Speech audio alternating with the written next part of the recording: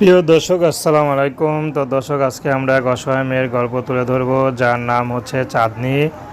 চাঁদনির এই পৃথিবীতে বাবা মা নেই। চাঁদনি দাদার কাছেই বড় হয়েছে, দাদি তাকে লালন পালন করেছে।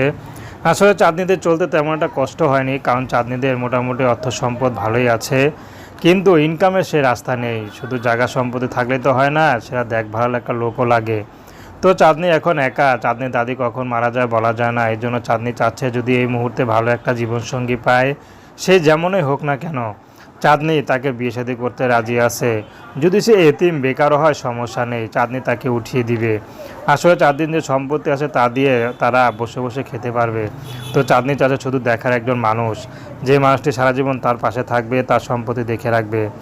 তো যদি সে মানুষটি বলে যে তার নামে সব লিখে দিতে, চাঁদনি সেটাও রাজি আছে, কারণ স্বামী তো সব কিছু, বিশ্বাস হচ্ছে সব কিছু। তো চাঁদনি চাচ্ছে বিশ্বস্ত একজন মানুষ, যে তাকে ভালোবেসে আপন করে নিতে পারবে, তাকে স্বামীর মর্যাদা বসাবে।